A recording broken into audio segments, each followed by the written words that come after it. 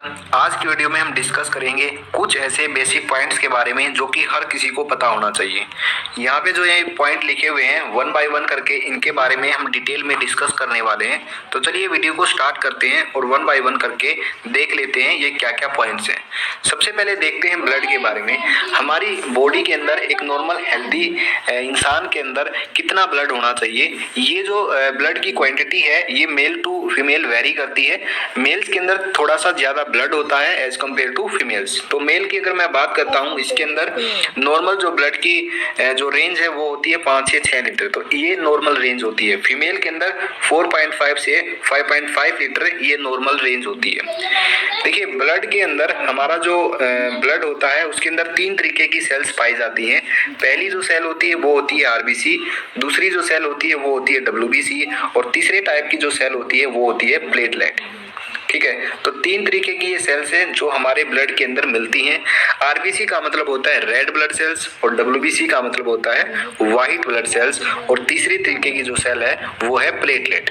तो हमको ये भी पता होना चाहिए कि हमारे ब्लड के अंदर आरबीसी की कितनी संख्या है, डब्ल्यूबीसी की कितनी संख्या है, और प्लेटलेट की कितनी संख्या है। तो इनके बारे में भी थोड़ा सा डिस्कस करते हैं।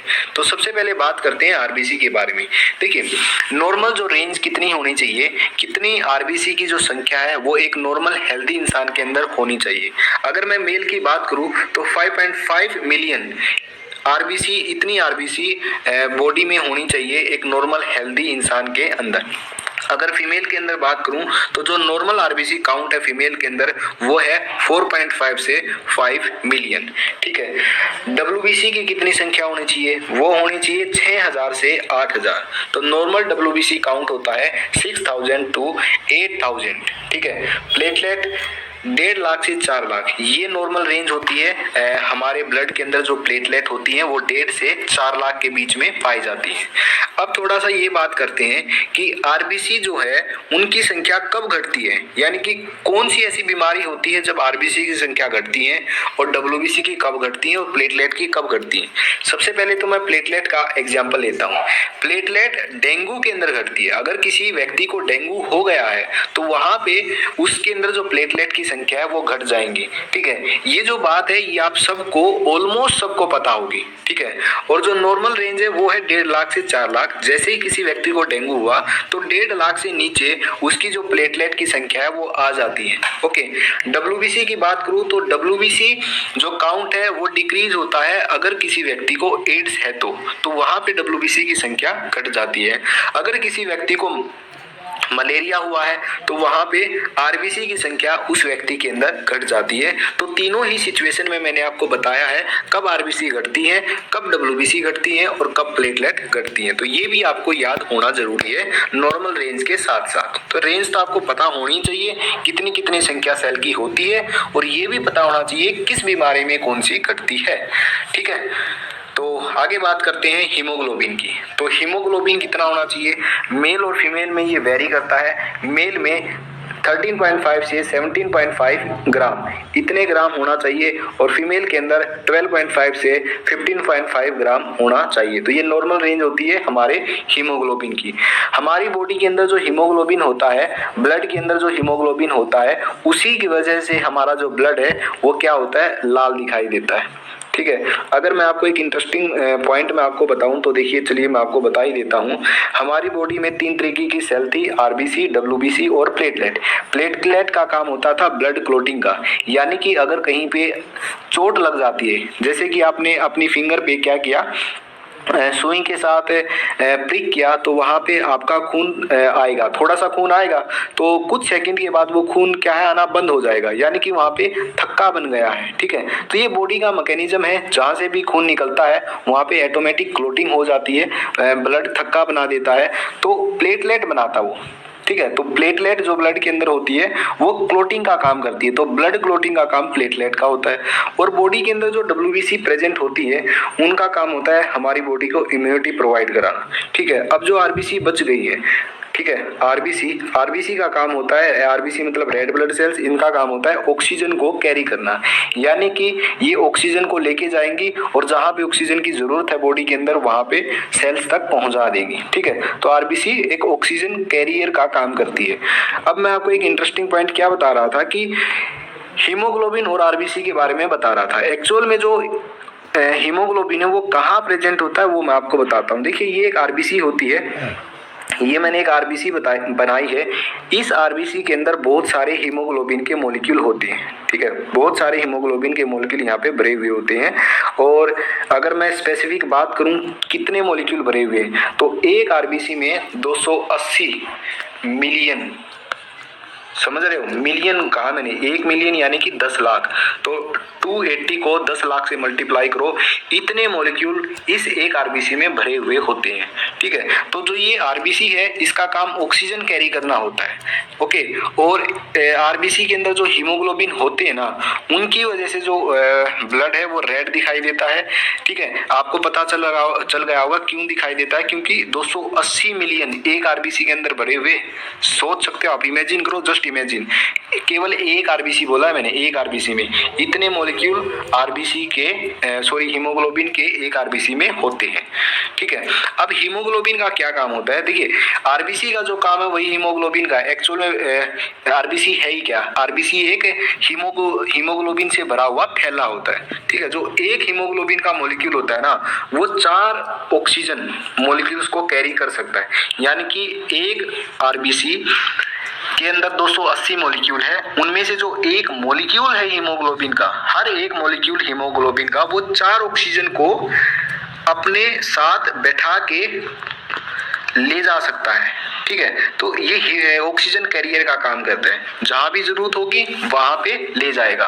तो सोचो, जस्ट इमेजिन करो, एक आरबीसी में 280 मॉलिक्यूल है हीमोग्लोबिन के, और एक हीमोग्लोबिन अपने साथ 4 ऑक्सीजन मॉलिक्यूल कैरी कर सकता है, तो 280 जो मिलियन मॉलिक्यूल है वो कितने कैरी कर सकते होंगे। ठीक है, जस्ट इमेजिन। तो ये इंटरेस्टिंग जो पॉइंट है ये मैंने आपको बताना था। तो आगे बात करते हैं ब्लड प्रेशर की। कितना ब्लड प्रेशर होना चाहिए, देखिए नॉर्मल जो ब्लड प्रेशर है वो होता है 120/80 mmHg। ठीक है, अगर मैं एडल्ट की बात करता हूं तो ये नॉर्मल ब्लड प्रेशर जो माना जाता है 120/80 mmHg माना जाता है। अगर न्यूली बोर्न बेबी की बात करूं तो उसके अंदर जो नॉर्मल बीपी होता है वो होता है 90/50 mmHg। अगर मैं ओल्ड एज की बात करूं, यानी कि बहुत ही ज्यादा उम्र हो गई है, 55 से 60 साल से ऊपर हो गई है ओल्ड एज की, तो वहां पे अगर ब्लड प्रेशर मेजर करने के बाद ये रेंज मिलती है 150 से 90 मिलती है। ठीक है, 150/90 मिलती है, तो ये नॉर्मल रेंज के अंदर इंक्लूड कर लिया जाता है। क्योंकि होता क्या है, जैसे जैसे ओल्ड एज होती है वैसे वैसे जो हमारी जो ब्लड वेसल्स हैं वो क्या होने लगती है, सख्त होने लगती है, जिसकी वजह से ब्लड प्रेशर ऑटोमेटिक बढ़ जाता है। तो ओल्ड एज होने के साथ साथ जो ब्लड प्रेशर है वो 150/90 तक पहुंच जाता है, उस कंडीशन में भी ये नॉर्मल माना जाता है। ठीक है, तो ब्लड प्रेशर एज पे भी मैटर करता है। ओके, अगर यही रेंज 150 से 90 किसी एडल्ट के अंदर आती है तो वहां पे उसको हाइपरटेंशन है।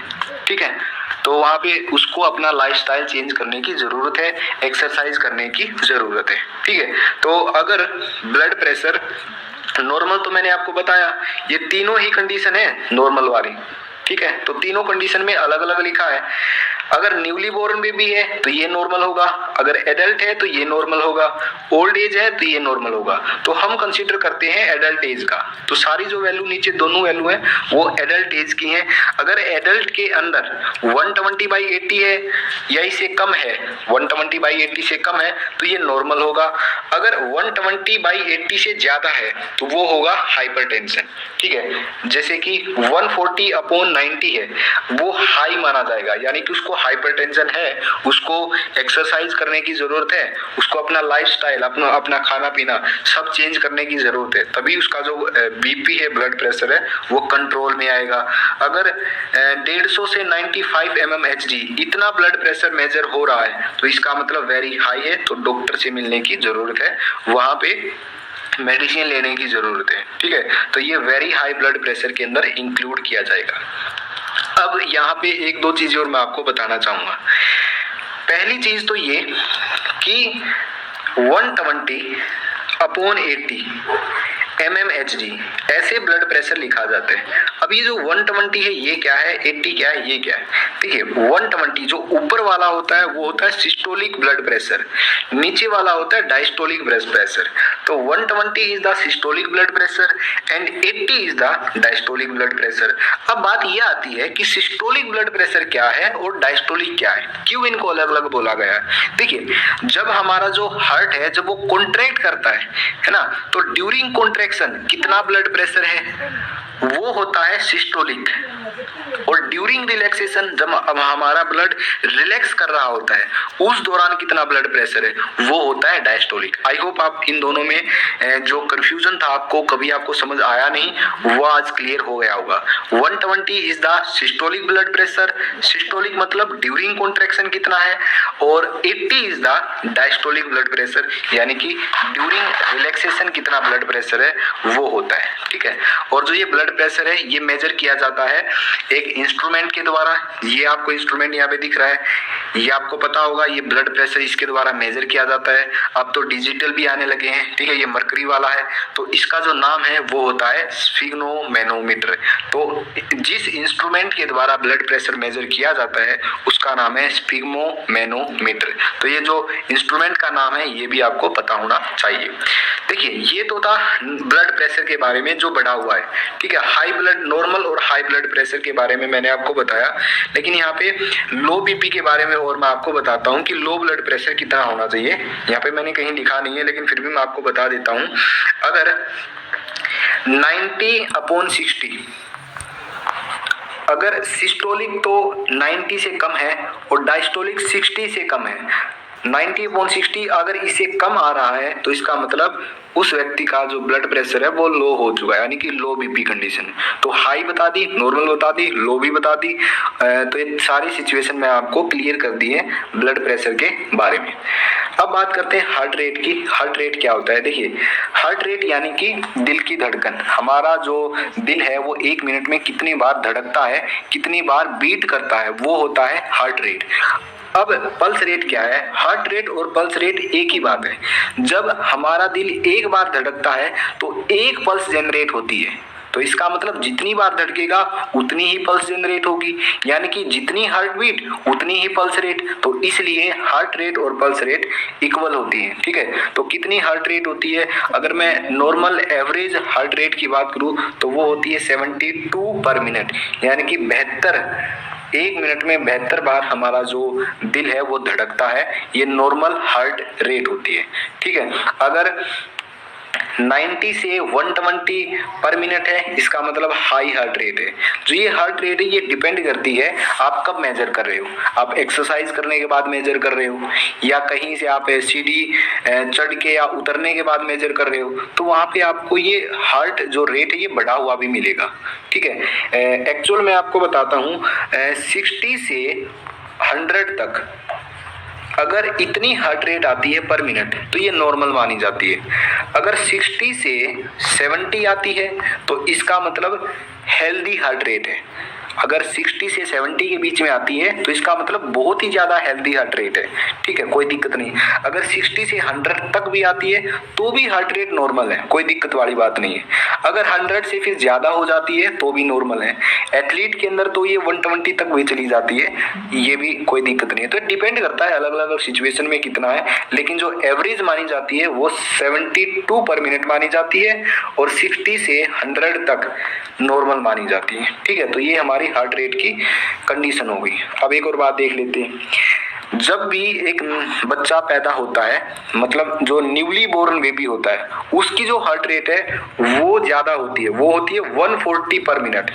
सोच सकते हो हमारी जो है, हम जो एडल्ट हैं हमारी तो कितनी है एवरेज 72 या 60 से 100 कह सकता हूँ, लेकिन जो न्यूली बोर्न बेबी है उसकी हार्ट रेट ज्यादा होती है, उसकी होती है 140 पर मिनट। इसलिए जो ब्लड प्रेशर और हार्ट रेट है ये दोनों एज पे भी डिपेंड करती है। तो बहुत सारे फैक्टर्स होते हैं जिन पे ये डिपेंड करती है, ओके। तो न्यूली बोर्न बेबी में 140 होती है।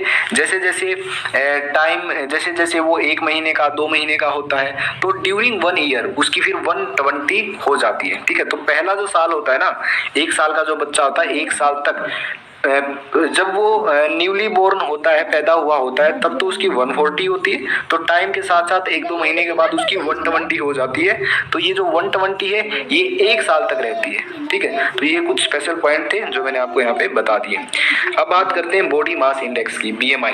बीएमआई क्या है? बीएमआई बहुत ही ज्यादा इंपॉर्टेंट चीज है जो आपको समझनी चाहिए। बीएमआई का मतलब होता है body mass index. BMI calculate करने के बाद पता लगाया जा सकता है कि कोई भी व्यक्ति कितना हेल्दी है, ठीक है, या कितना फिट है या अनफिट है। अब ये बीएमआई कैसे कैलकुलेट करते हैं? देखिए, बीएमआई को कैलकुलेट करने के लिए आपकी कितनी हाइट है वो पता होनी चाहिए, आपका कितना वेट है वो पता होना चाहिए। एक फार्मूला होता है, उसकी वजह से बीएमआई कैलकुलेट कर लिया जाता है। देखिए, अगर बीएमआई की वैल्यू, जो जितना डाटा यहाँ पे लिखा हुआ है ये वर्ल्ड हेल्थ ऑर्गेनाइजेशन यानी कि डब्ल्यूएचओ ने दिया हुआ है, ये डाटा बीएमआई का है। अगर आपकी बीएमआई कैलकुलेट करने के बाद आपकी जो बीएमआई की वैल्यू है वो 18.5 से कम आती है, इसका मतलब आप अंडरवेट हो, आप में जो वेट है वो कम है, यानी कि आपको प्रॉपर डाइट लेने की जरूरत है। अगर आपकी जो बीएमआई की रेंज है, वैल्यू है, वो 18.5 से 24.9 इसके बीच में आती है, यानी कि आपका जो वेट है वो नॉर्मल है, आप नॉर्मल वेट कैटेगरी के अंदर लाई करते हो। अगर वही वैल्यू बीएमआई की आपकी 25 से 29.9 आती है, इसका मतलब आप ओवरवेट हो। अगर 30 से ज्यादा, इसका मतलब आप ओबेस हो, यानी कि आपको मोटापा हो चुके हो, आप बहुत ज्यादा मोटे हो चुके, मतलब मोटापा स्टार्ट हो गया आपका। 30 से अगर ज्यादा है तो ओबेस के अंदर भी टाइप आती है, स्टेज 1, स्टेज 2, स्टेज 3, तो वहां भी आती है। इसका मैंने एक अलग से वीडियो बनाया है बीएमआई का, कि बीएमआई होता क्या है, पूरा एक्सप्लेन किया है। बीएमआई को कैसे कैलकुलेट करना है वो भी मैंने एक्सप्लेन किया है। ठीक है, तो उसका जो लिंक है वो डिस्क्रिप्शन में आपको मिल जाएगा, तो वहां पे आप क्लिक करके पूरी वीडियो देख सकते हो। ऑलरेडी मैंने वो अपलोड कर दी है। ओके, तो हाइट और वेट ही आपका चाहिए होगा वहां पे आपको कैलकुलेट करने के लिए। जैसे आपकी बीएमआई की वैल्यू आ जाएगी तो इन वैल्यूज के अंदर आप देख लो कहाँ पे आप लाई कर रहे हो। अगर आपकी वैल्यू इसके बीच में है तो आपका नॉर्मल वेट है, अगर इससे कम है तो आपका अंडर वेट है, इसके बीच में तो ओवर वेट है, अगर 30 से ज्यादा है ओबेस है। ठीक है, यानी कि फिर आपको आपका डाइट चेंज करने की जरूरत है। आगे क्या है? आगे बात करते हैं रेस्पिरेशन रेट की। रेस्पिरेशन रेट कितना होना चाहिए, यानी कि 1 मिनट में कितनी बार हम सांस लेते हैं। तो नॉर्मल जो रेस्पिरेशन रेट है किसी भी एडल्ट का, अगर उसकी बात करूं तो वो होता है 12 से 16 ब्रीथ पर मिनट।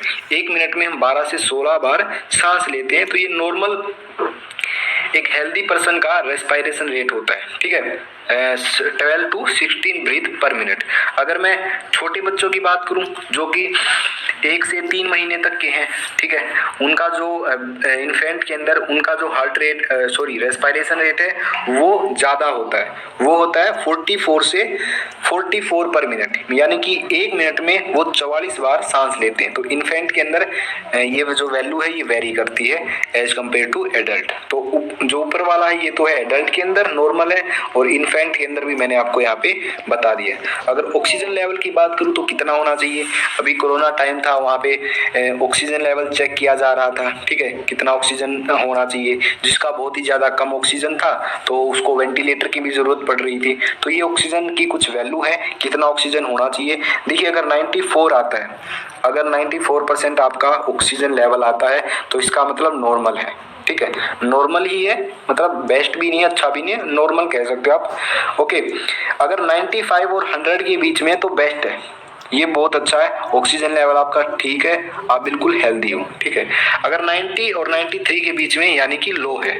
ठीक है, थोड़ा सा आपको घर पर केयर की जरूरत है, बेड रेस्ट की जरूरत है। ठीक है, अगर 80, 89 या 80 से बिल्कुल ही कम है, ओके, 80 या 89 के बीच में या इससे भी कम है, तो इसका मतलब आपका बहुत ही ज्यादा लो है, तो तुरंत डॉक्टर से मिलने की आपको जरूरत है। तो ये इमरजेंसी